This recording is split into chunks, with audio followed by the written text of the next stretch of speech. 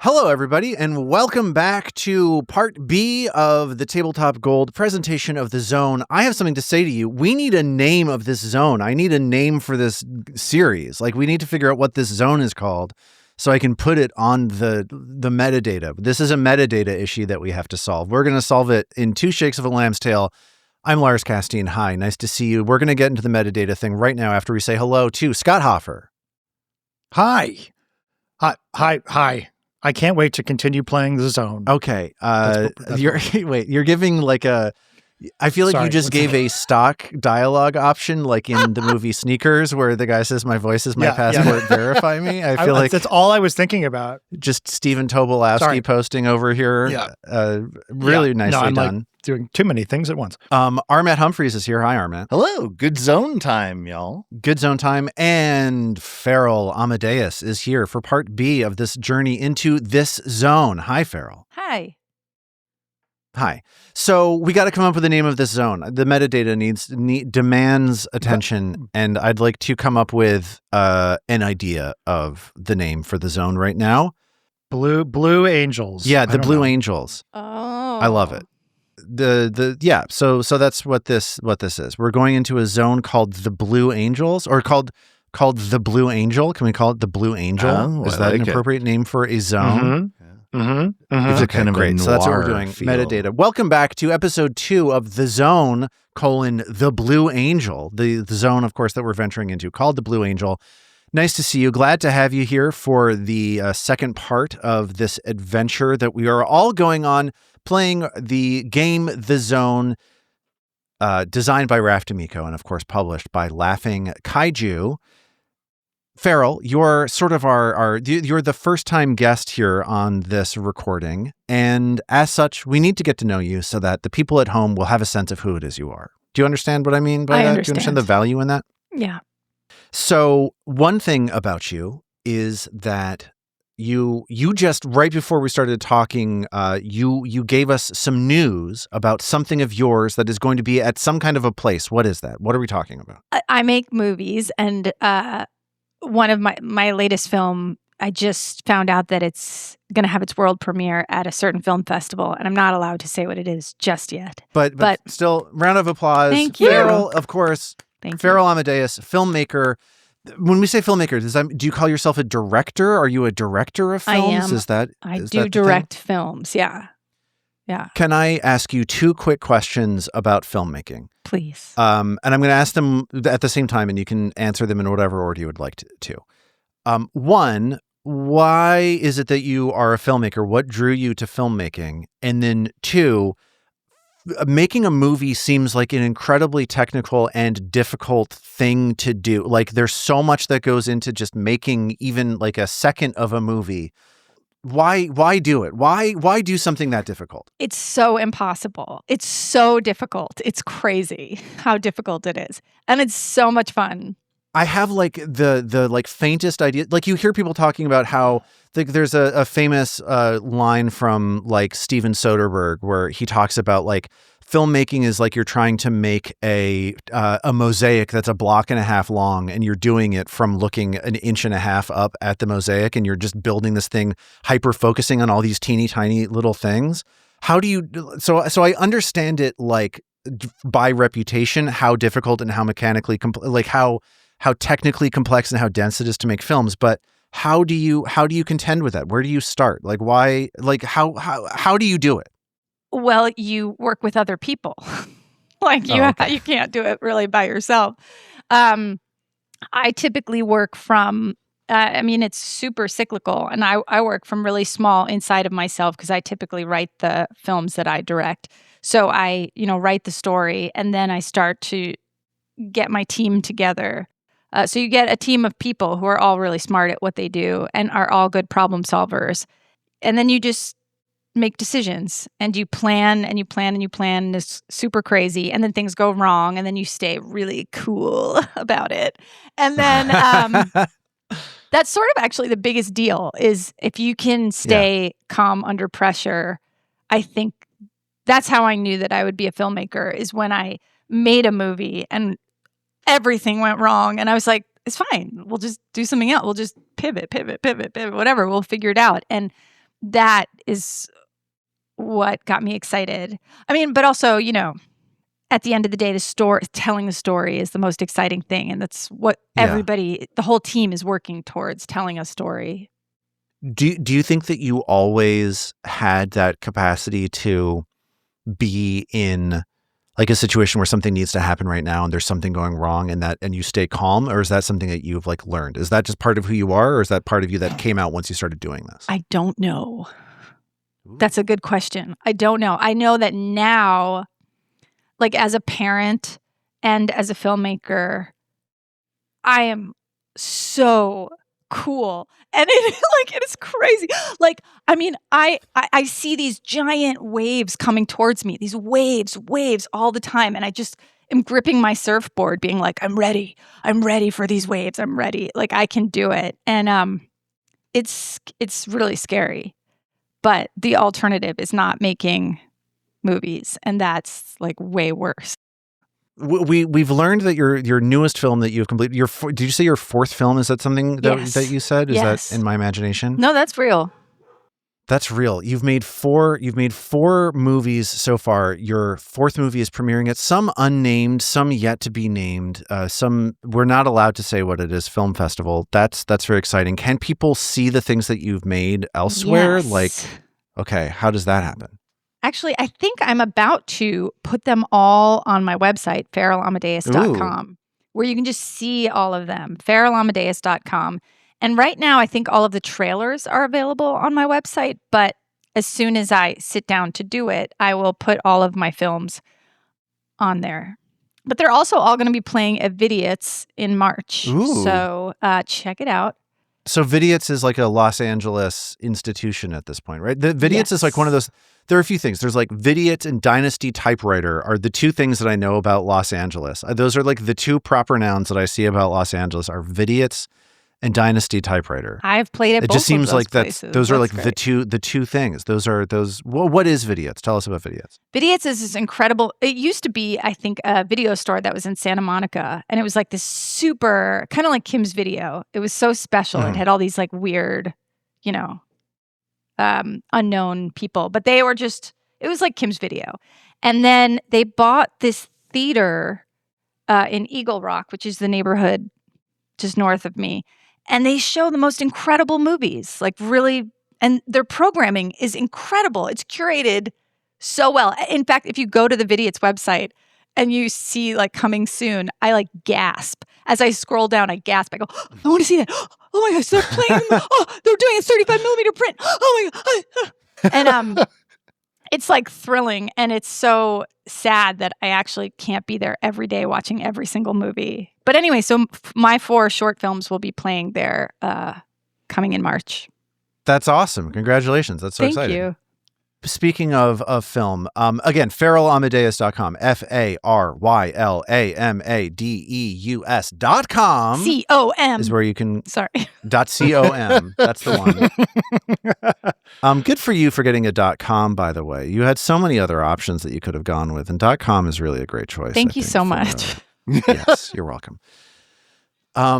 With all of that said, what do you say? Let's get back into this zone. Let's go back into the Blue Angel, shall we? Oh, okay. Okay, so the party of, or the group of the surgeon, Dr. Harrison Wilkes, played by Scott, myself, the chaplain, Father John Mixey, played by me, the writer, Dr. Ursula Tangible, doctor of something or other, the text, doctor of what, Armet? What are we saying? Doctor of journalism. Doctor of Journalism, the Dr. Ursula Tangible, played by Armet, and the entrepreneur, Penny Burke, played by Farrell, have just ventured through a gossamer blue curtain into the zone.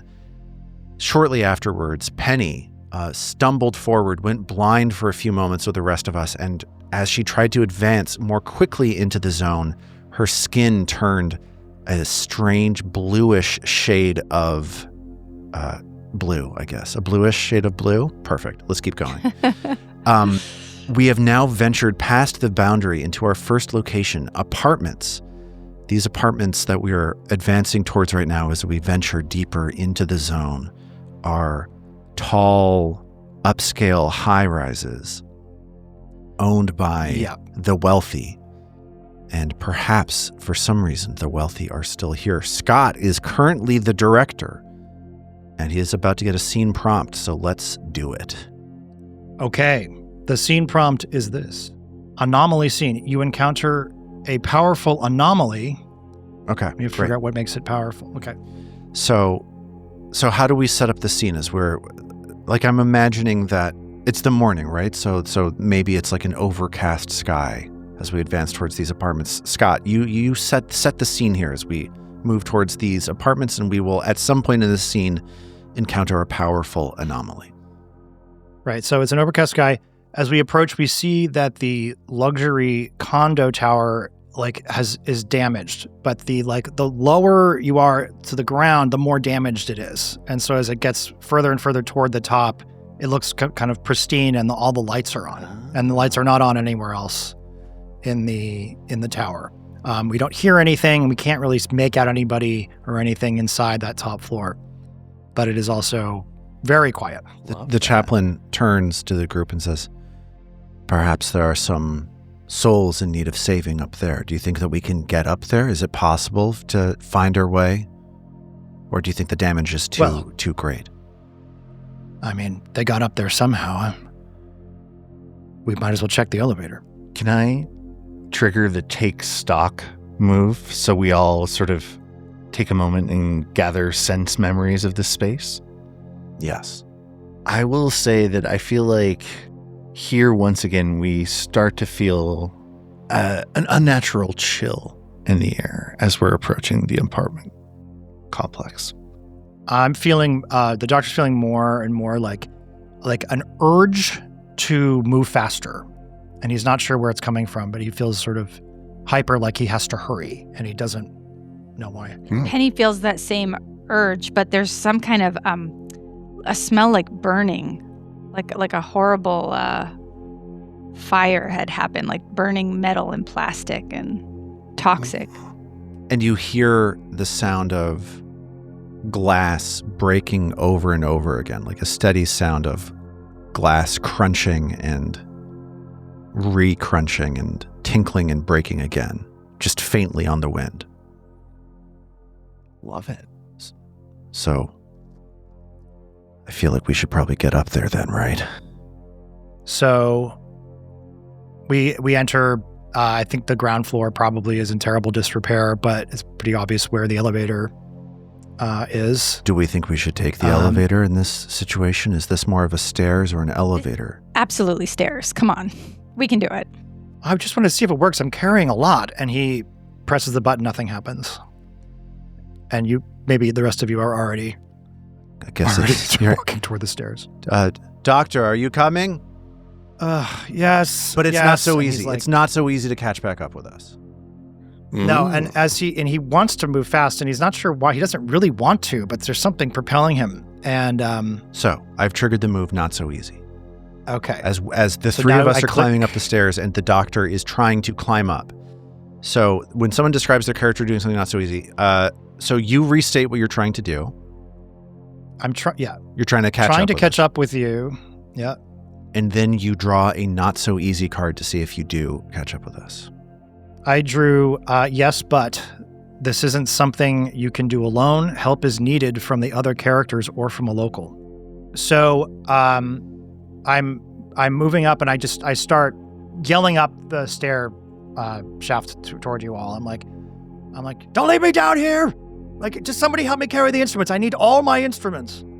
We don't know what I'm going to have to operate on, and it might be one of you to save your life. The chaplain says, "Fine, if this is something you need. What do I carry?" And he jogs down the stairs to get to where you are. And the surgeon starts takes out this bundle of metal. It's like scalpels and horrible things, and just like lumps them into your hand. And a lot of them have like dried blood on them, Ugh. probably from the doctor falling on them earlier. Gross. And as you get closer to him, he looks a little bit worse for wear. This card doesn't say that you get a mutation, so I guess we're No. not mutating you at this point. No, I'm mutating myself by accidentally causing injury, So the chaplain shouts up, and it's not getting better. "Come on, we're going to have to work. Can you slow down? We have to stay together. Come on, everybody, please." Yeah. We Get to the top. We continue up to the top. We go up. Yeah. Yeah. And we open the door onto the top floor. Let's take stock. What do we... I'm going to say that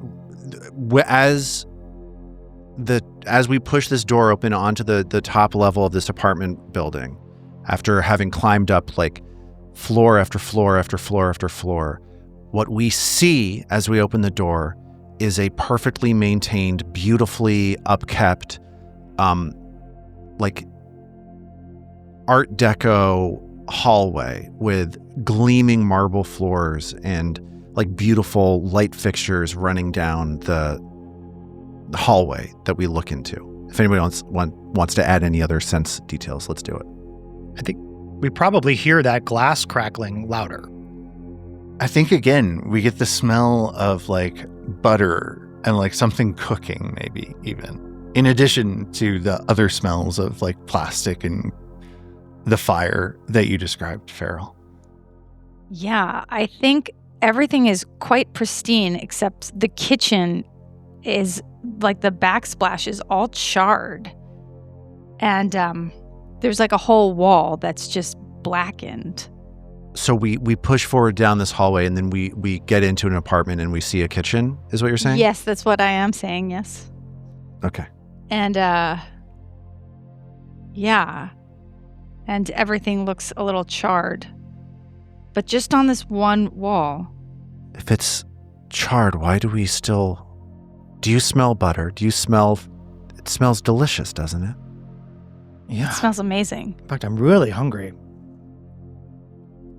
And the doctor's like looking, like doesn't see anything edible in the kitchen and is maybe moving on as we're mingling around to the next door I'm going to apartment. trigger something's not right.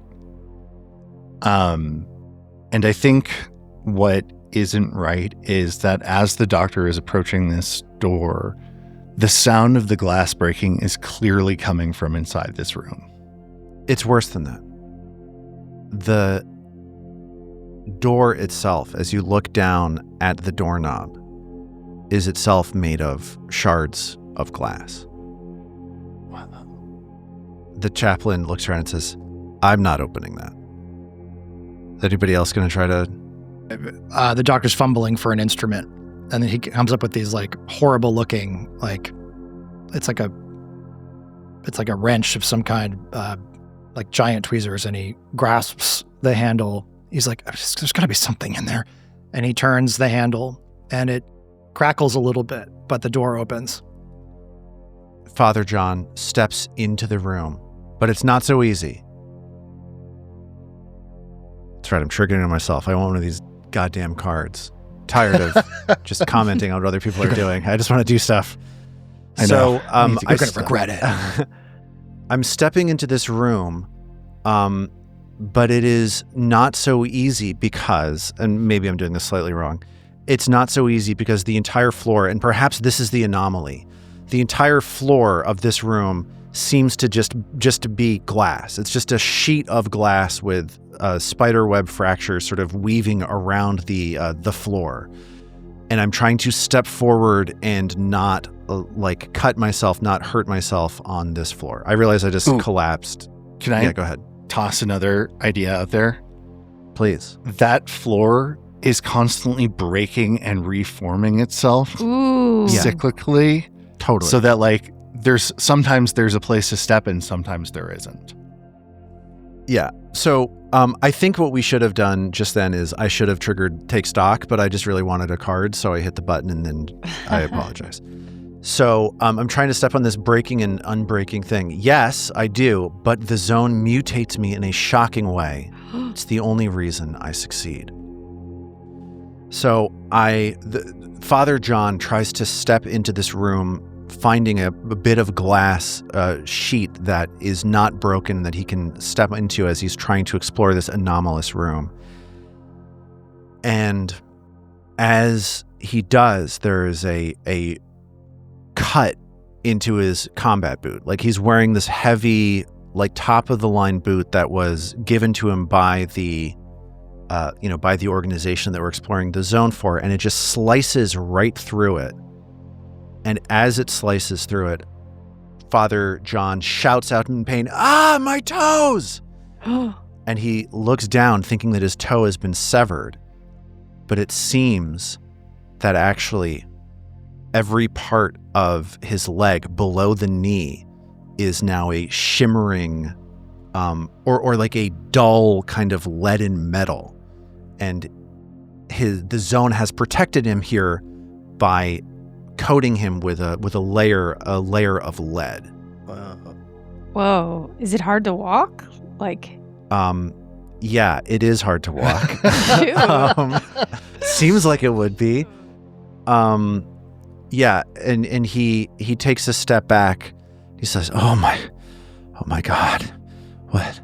Yeah, the surgeon is fascinated, pulls you back, and is like, "Let me see." No, he stumbles back out of the room, collapses down, resting, like slamming, like sitting down hard on the carpeted hallway leading into this glass room, and holds up his leg. He says, "I've never seen anything like this. It's incredible before. It's like you're turning into something even better than human." And the doctor takes out looks like he's trying to scrape a sample off of your leg. He's like, "Does this hurt?"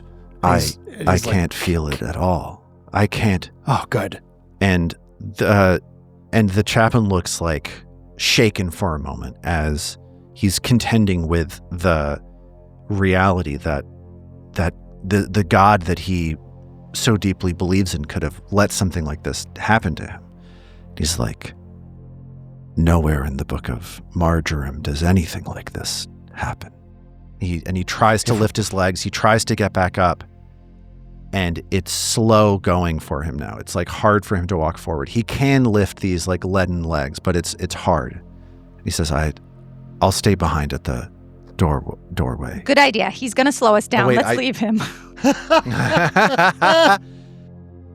Sorry, I just realized I succeeded based on that card. So he doesn't stand back at the doorway. He says, I'm going to be slow, but I can make it forward. Penny, please give me a chance. Sure.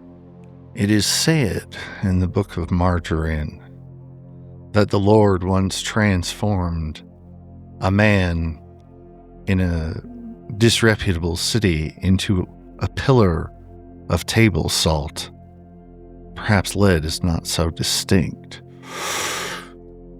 I suppose so. Whatever it is, think of how this could be a gift to people that have that kind of injury. It could save their lives. It could stop bleeding. I mean, we would be celebrated as heroes if we brought this technology back. I mean, Perhaps. so his legs are paperweights. Like, let's keep going. Come on. No, I agree with Penny. I Thank believe you. that maybe God gave me these legs to help me lead the way. I mean, Let's or go. it's some freaky science stuff, Like, come on. Weird stuff is happening. And Exactly. this is just one of them. I mean, I'm We're going blue. to find out all of it. You are blue. Blue. Yes. Yeah, but it's not Dabba-dee. slowing us down, Mr. Lead Legs. If I were green, I would die. Petty, this is incredibly disrespectful, Penny. Why would you say that to me?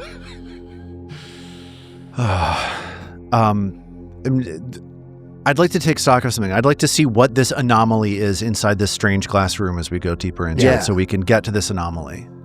You know what I'm saying? Yeah. So let's take stock. I'm going to not add a visual detail. I'm going to let somebody else do that to tell us what this anomaly is. I will say that, so as we get deeper into this room, we start sensing this strange thing. as we hear the sound of my leaden legs stepping onto this breaking and re-breaking glass, and there's a feeling now of on our skin of like we are coated in butter, like we have been sprayed with Pam. We are now fully butter lubricated. That's what we feel as we approach this anomaly. I'll add to that to say that at a desk at the far realm or far end of the room, there is a book open to a page that looks like a handwritten journal. And it's clearly open to an entry, but we're going to have to try and pick our way across to get to it. But it's the floor, right? The floor is what keeps shattering and then re-healing. So the desk doesn't fall when the floor falls. It's just... Yeah, it doesn't. It just stays there. It's on the perimeters is remaining intact? I think so. Yeah. Just like the center of this room keeps shattering and rebuilding. I like the desk in the very center. Like it's like this whole room was built to accommodate this desk. I love that. Does anybody else have anything to add to this, or are we going to approach this desk? Let's approach. Okay. I really want to see what it is. There's a desk there. There's a book. And what does Probably the page a message say? from God. We should take a look. Let's get close to it. Yeah. What does the page say? Let's look at this page. Something's not right. Uh-oh. I think there might be something wrong with the page, and that is that it just has one word written on the paper over and over and over again, just a single word repeating endlessly on this book. It's worse than that. It's just butter. The word is butter. Butter. It's just Butter. Butter. over and over and over again. The chaplain picks up the book and drops it. It's like, because his hands are so slippery, and the book falls back onto the table, and he backs off and says, I can't approach it. I was expecting something of some value, some kind of message that might mean something. I can't believe it's just butter. But then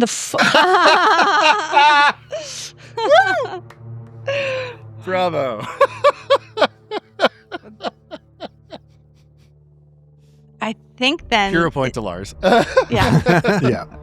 The floor once again begins to crack and splinter, and the room starts to shake. And I think partially the reason that we have butter all over us is because when we're going to fall through the floor, the glass is going to just slip off and not cut us.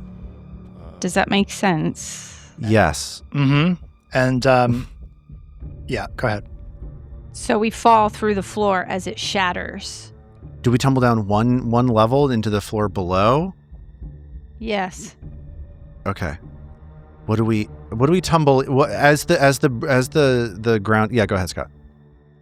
And I was going to say, as we go down, the doctor looks up, and there is a figure standing on the edge, on that floor where we were just standing on, that's looking down at us briefly and then disappears. It's shiny, it's blue, it's large, and it's really hard to see, and then it's gone. And so we fall through the floor. We see this figure for a brief moment, and we crash down. What do we crash down into? Can we take stock, please? I think that there's a smell of dust. We were in this pristine, beautiful glass room, and as we crash down through the floor and land, somehow not dying, we need to account for that. There's just a smell of old, musty, abandoned, unkept dustiness in the air. I think that what else do people see? We or hear, fall onto these these dusty canvas covers. And when you lift up the canvas cover, there are other people in the issued adventure wear, but they are extremely, they're all dead. There's just dead bodies under all of these canvas tarps, and they're badly cut up.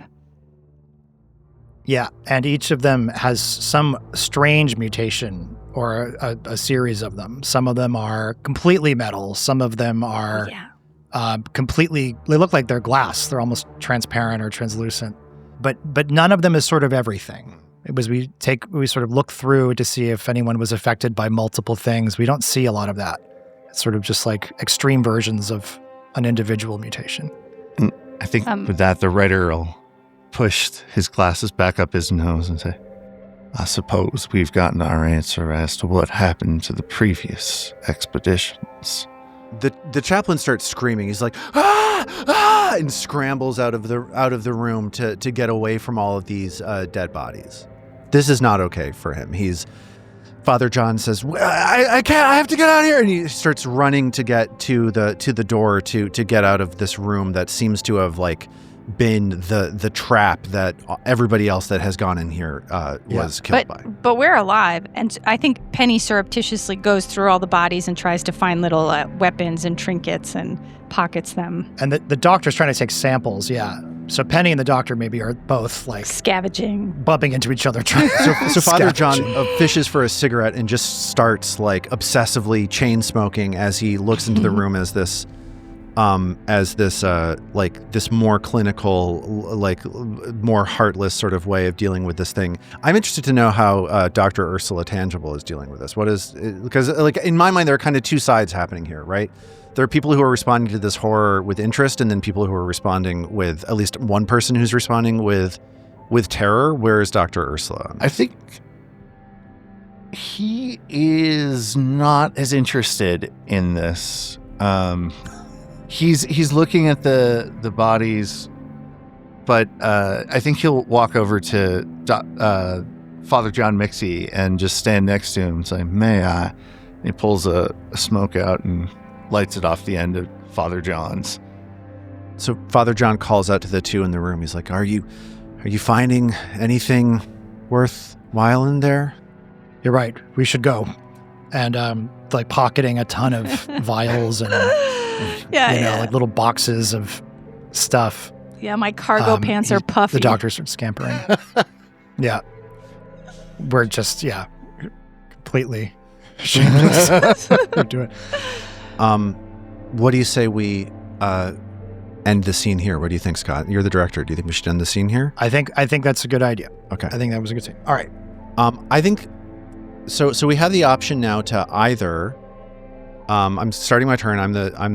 We have a chance to either do another scene in the apartments or move to the mansion. I kind of feel like we did the apartments. I'm kind of happy to move on to the mansion. Is that okay? Yeah. Mm-hmm. Yeah. So, I'm the director. I get to pick what this mansion looks like, and I will pick that right now.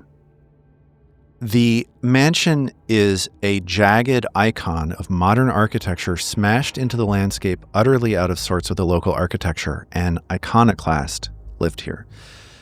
This scene is going to start as before we have seen the mansion, we're walking down a pathway. We have come down from this large apartment building, and we're contending with the various horrors and maybe resources and new information that we've learned from this interaction with this anomaly.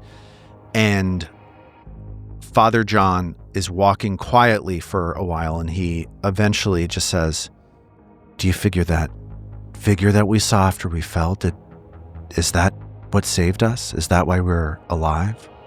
As we were tumbling through the glass, that it did feel like there was something that was looking at us for a moment, and then it disappeared. It's almost like it was protecting us to see how did it want to see if we would survive?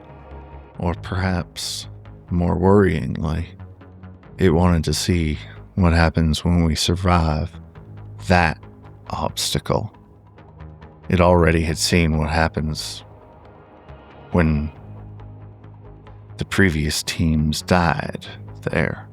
But we didn't die. We survived. Exactly. And so I think what? He knew that we would. Maybe it was an angel looking down on us to protect us all. Maybe we still have something we need to accomplish here, some good work to be done. And we come around this bend in the path and spot this like almost like a prism made out of spot this mansion, this almost like a flat edge prism shoved into a hillside, like almost like a shard of glass sticking out of a piece of skin. He says, perhaps it's time for us to venture in there. I should get a scene prompt. That's how this game works. So here's the scene. As we enter this mansion, we encounter an incredibly dangerous anomaly. And I'm directing the scene. I'm gonna say, as soon as we spot this mansion, there is something's not right.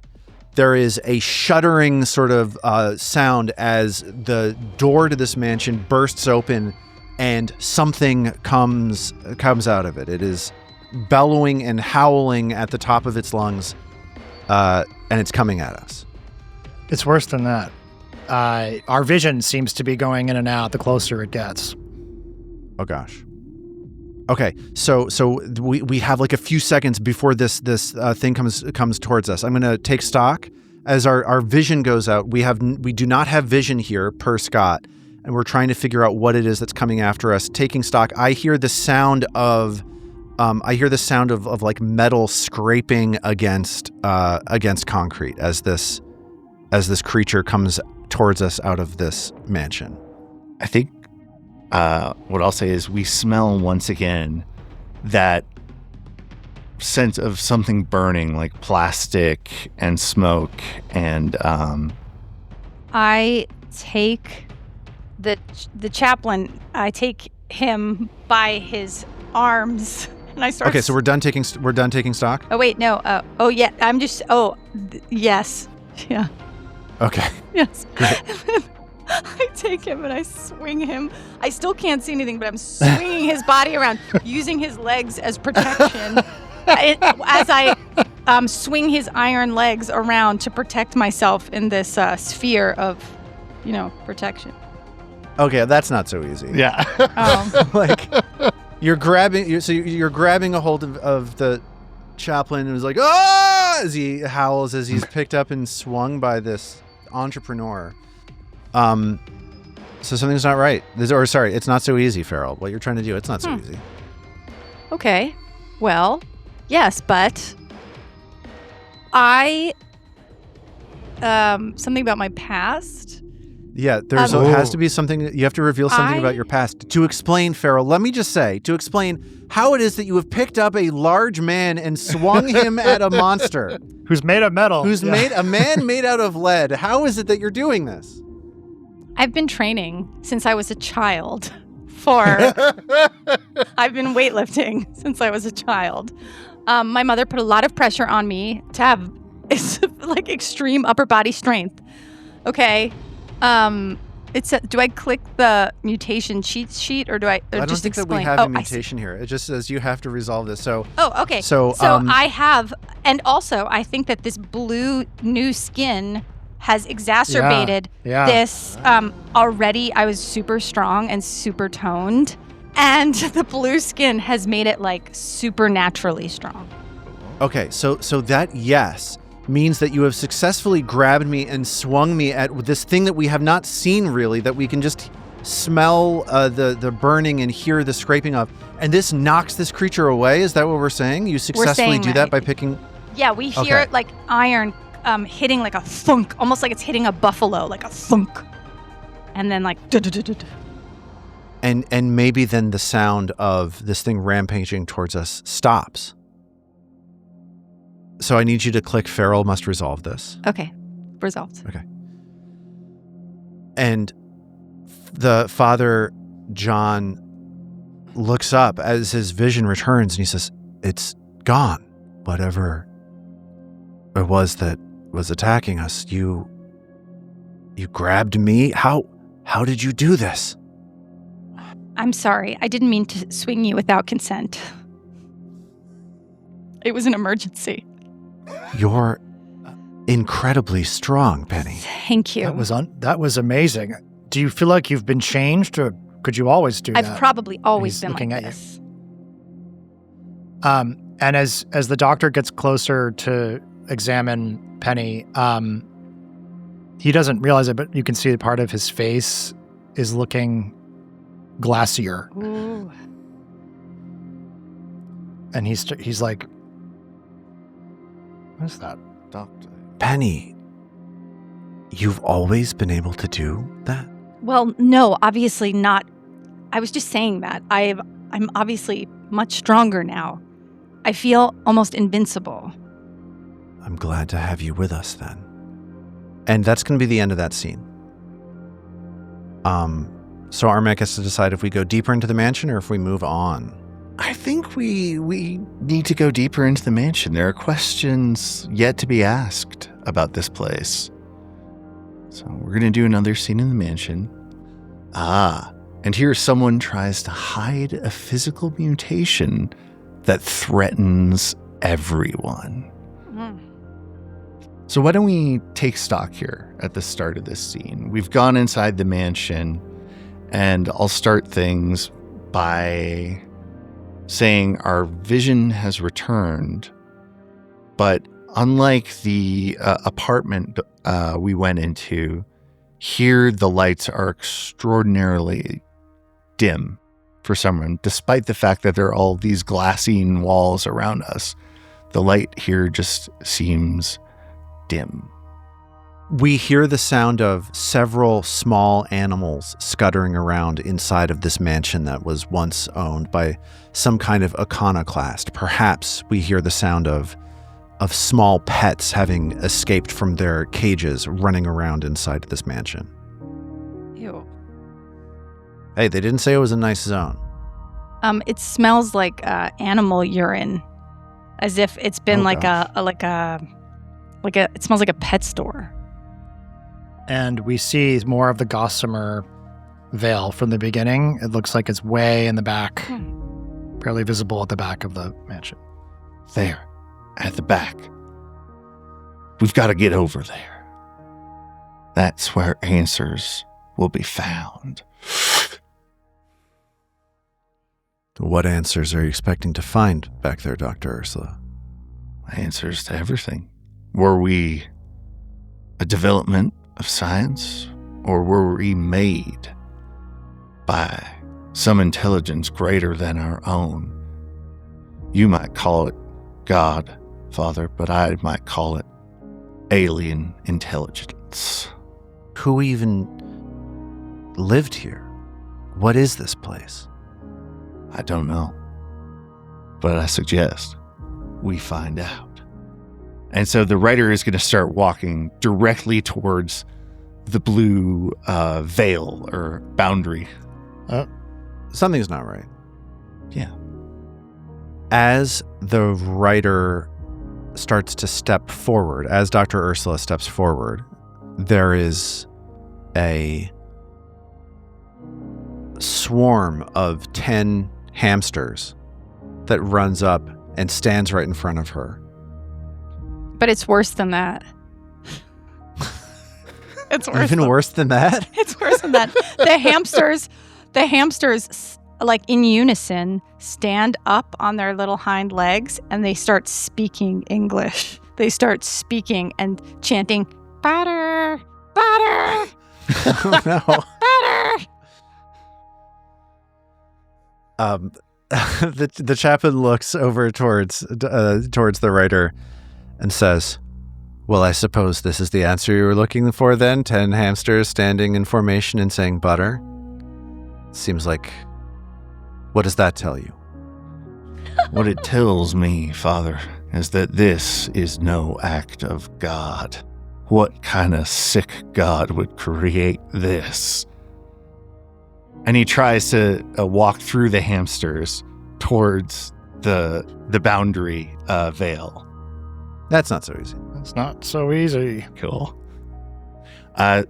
So the writer is trying to cross through this hive mind of hamsters, Which are presumably the pets of this eccentric billionaire that once Right. owned this mansion. And let's draw the not so easy card to see what happens. And we're looking for a secret mutate.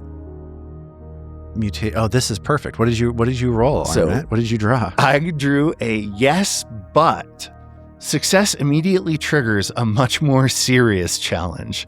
If it's a creature, it's not their final form. So I think what happens as the writer passes through, it trips some sort of like defense mutation in the hamsters as he's like sort of unthinkingly looking at the boundary, and they start to swell up into hulking forms until they're like these huge, horrible looking mutated hamster monsters, and we now have to deal with them. Great, perfect. The chaplain stumbles back and screams like, "Ah! I assumed that these were the pets of whoever lived here, but is this what they were like then? Have they changed? Like what? We have to do something. We have to do something." And the chaplain steps forward and opens up a Bible and starts reading at these large hamster monsters, trying to get God to come down and help in some way.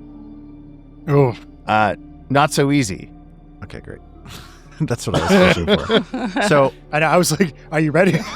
Are you ready for me to summon God? It's a very overpowered spell in this game to just summon God to solve the problems. It's shocking you get Deus Ex Machina at this rank level. 2. Okay. Yeah. So, this is perfect. So I roll a yes, but, or I draw a yes, but the zone mutates me. If I'm not alone, we're not alone. Someone else is mutated even worse. One of those could be our secret mutation, right?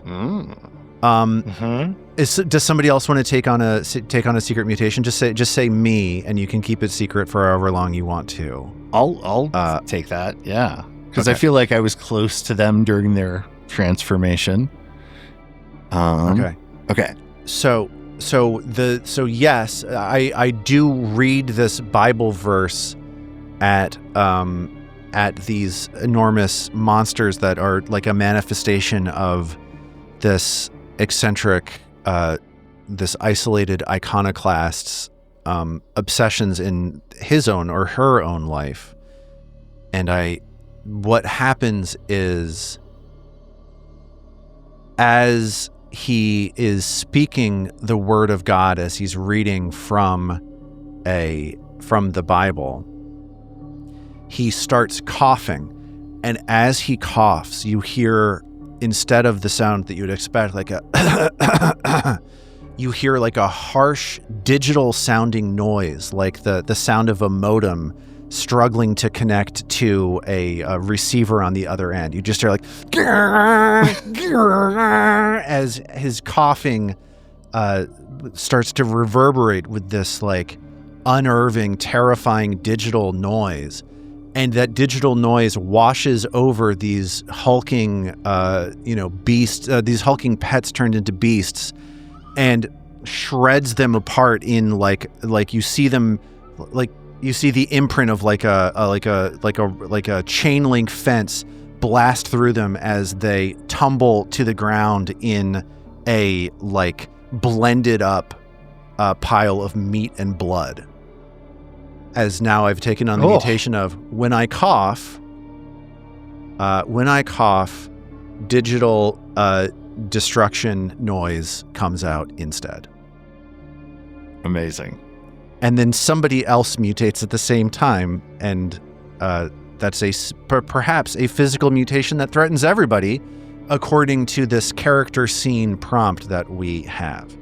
So the chaplain stumbles back, falls to the ground, and looks wide-eyed at people. He says, he's afraid to speak. He's worried that if he speaks, that these words are going to destroy his friend. So he points his mouth down at the floor and shouts back to the people behind him. He says, I don't know what that was. Oh, thank God. These are words coming out of my mouth. Okay. Let me see. I can't. Okay, fine. And the chaplain shows his mouth to Dr. Wilkes. Tongue depressor, say ah. But points his mouth, is aggressively trying to point his mouth away from Dr. Wilkes so that if he coughs, he doesn't destroy his face. Dr. Wilkes is getting too far down your throat, searching to try to understand how your vocal cords have changed. And he's like, no, keep your mouth open. He's like, oh, I can see that there's a different texture to what should be the wall of your esophagus, but there's something else there. What do you see? I need more light. He takes the tongue depressor out and looks disappointed. He's like, if you're going to cough again, just tell me beforehand so I can observe. Oh, sure. I always have lots of warning about that. Yeah, good. As a doctor, I know everyone knows a long time before they start coughing. Dear Dr. Wilkes, I write to inform you that I feel a cough coming on. Perhaps not now, perhaps not next month, but by August. It should be within the fortnight. Right.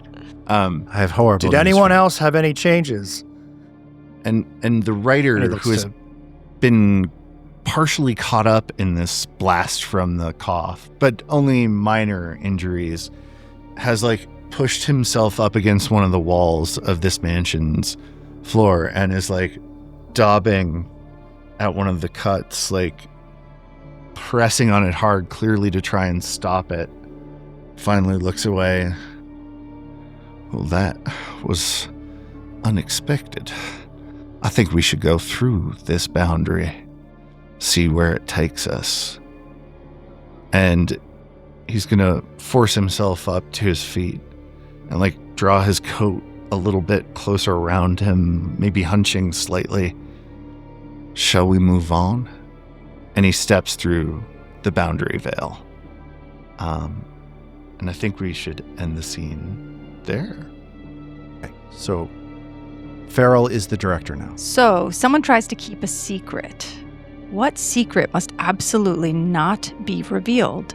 What's happening right now to force the secret out into the open? Someone tries to keep a secret. I mean, is this in addition to the writer's mutation secret? Or is that the secret? That could be the secret, yeah. It's a pretty good secret. Pretty good secret. And Farrell, we have just stepped through, in this mansion, we have just stepped through this curtain that we have just gone through. So what do you think we see on the other side of this curtain, if you want to set the scene? Yeah, we've stepped through this, again, this familiar blue gossamer curtain. And what we just came from was this very dark, cavernous, beautiful room. Now we're in this almost super bright laboratory with all these open cages, all these animal cages, floor to ceiling across. It's a huge space and all of the doors are wide open. There are no animals in this room. It is eerily quiet. Should we take stock? Is this a take stock moment or okay? Yeah, let's take stock. Yeah, it looks like a fight happened here. It looks like this was fairly recently. We see what have now familiar shards of glass. There's buttery stuff sort of smearing the walls. There's a lot of evidence of these mutational elements that have been popping up, but it looks like things are overturned and on the ground. If you listen carefully, there's this sort of choral singing.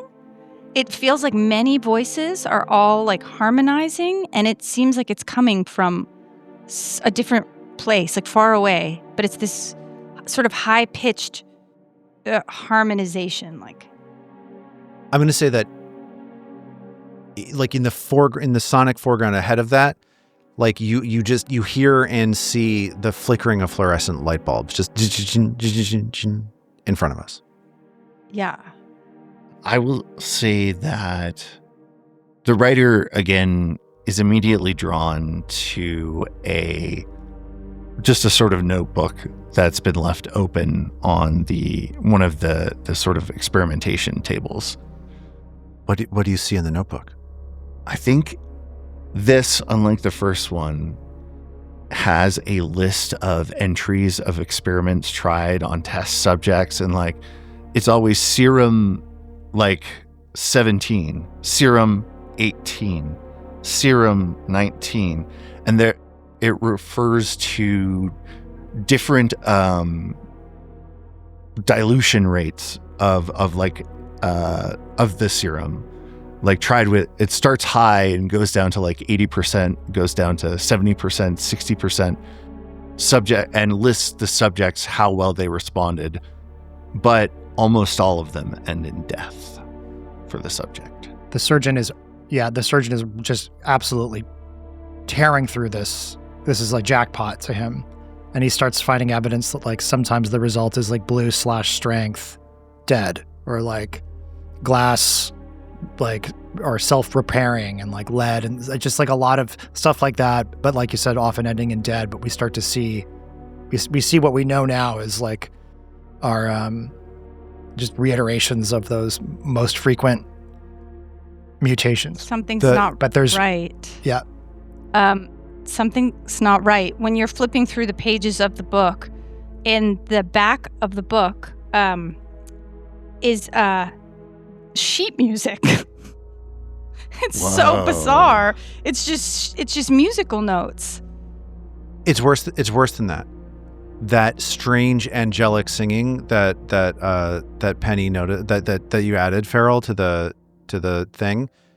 The notes in the back of this notebook are exactly the pitches of this slowly evolving element in the background.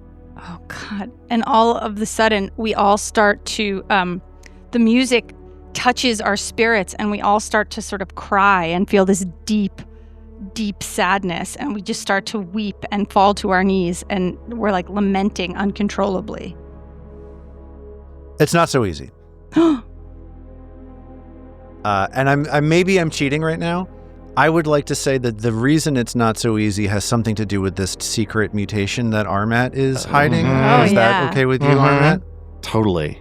And as you... So I'm going to say this is a not so easy on the writer, on Dr. Ursula. Perfect. You know what I'm saying? Yeah.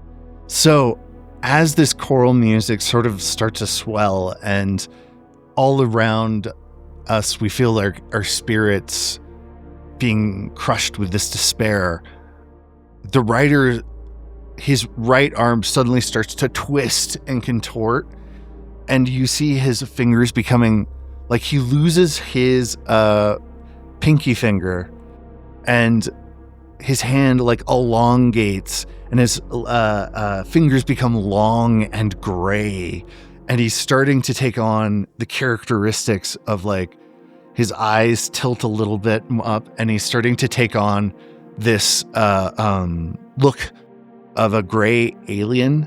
And as he does, everyone is starting to feel like they're being made into that broken glass, like breaking apart and reforming as like some telepathic danger starts emitting from him like a beacon. So what are we? You're. Does someone want to try and help him? I figured that's how we could do the not so easy.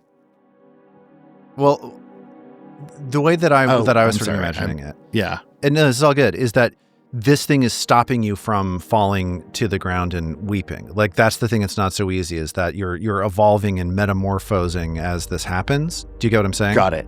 Then I would say perhaps the alien transformation just further prevents him from feeling anything emotionally. Like he's becoming deadened like the little grays. And yeah, he so needs to let's see feel what the card says. Yeah. He can't. So, okay. No. So the card says, yeah.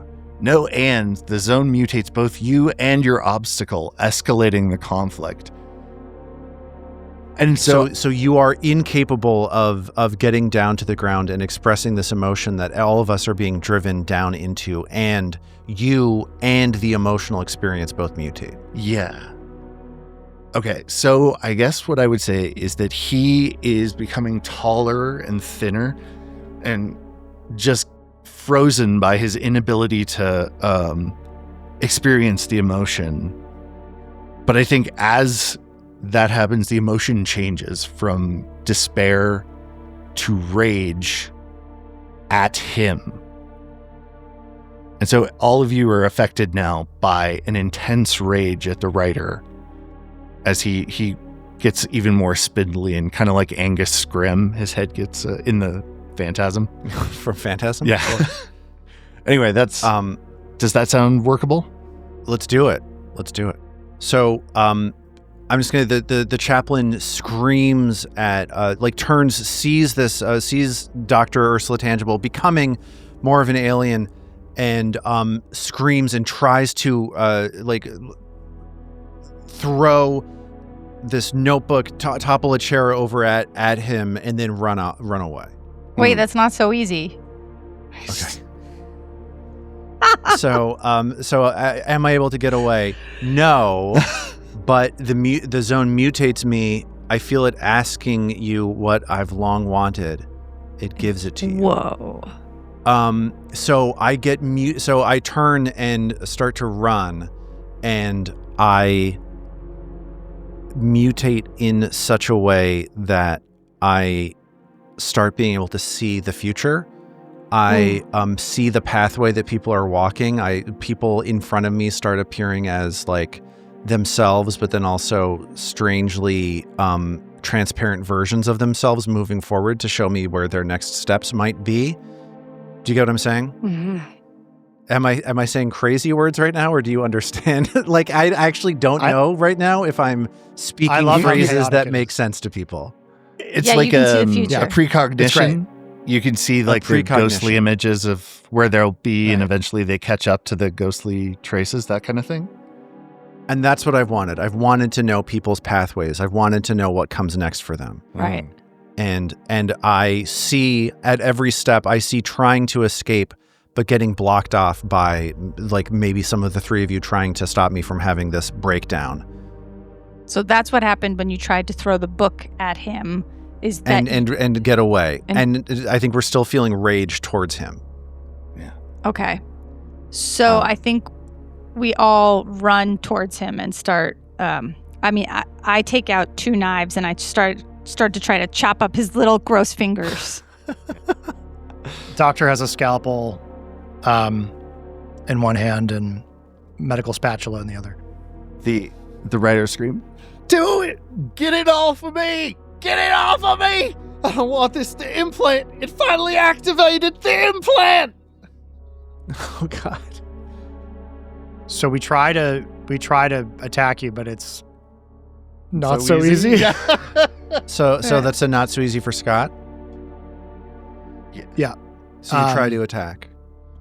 I try to help attack you, get but this as I implant off of Dr. Ursula. and I feel this rage to kind of destroy you. So what you're asking me to do feels right aligned with what I'm trying to do. But as I like hit with my scalpel at your arm, it does nothing. Like it feels like you're completely protected. Like you're wearing armor, and I'm like hacking away at it.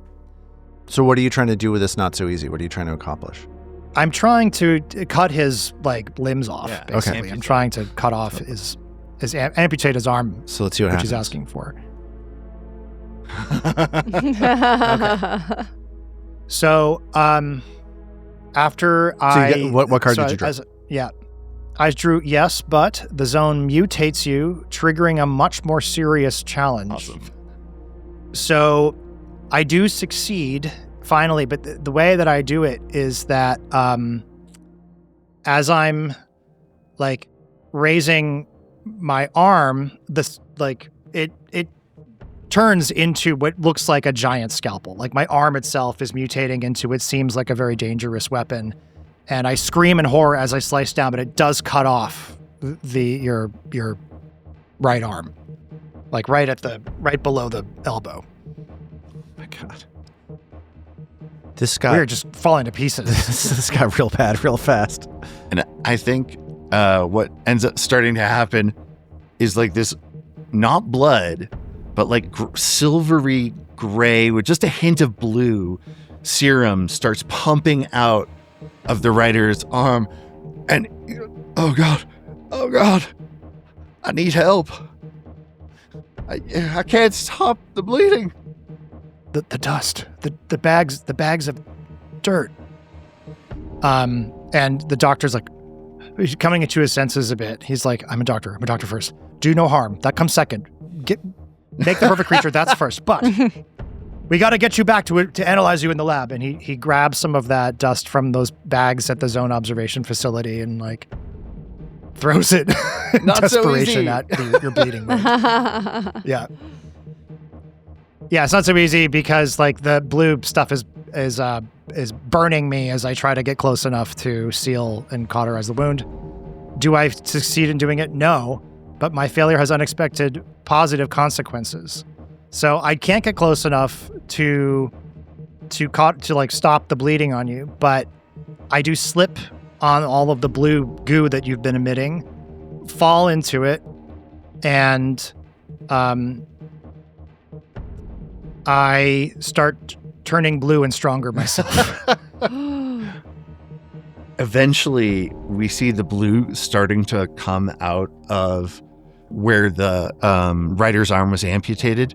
It starts reforming into a blue skeletal structure, then nerve endings, then muscle and flesh, until now the rider has a totally blue arm, like the doctor and the entrepreneur. And as we are all sort of turning blue, many of us are turning blue, we start to glow as the sound of singing gets louder and louder. And the sadness turned rage now turns this like affirming confidence. And it says, go forward, go forward. And so as we glow blue and hear this crazy song, we start to realize we have to move forward. Do you think enough happened in that scene? So this is now Scott's turn to direct. Scott, you have the option to do one more scene at the mansion or maybe to move on to the campfire. I think maybe it's campfire time. What do you think, I Scott? think we're going to move on. Mm-hmm. Yeah. Okay. So as this group, now horribly mutated in various ways that we will, of course, have to deal with next time, we settle around a campfire, resting for the night, and we will pick up from there next time. Boy. This game is so crazy. It's fun. That escalated really fast. We're only halfway through.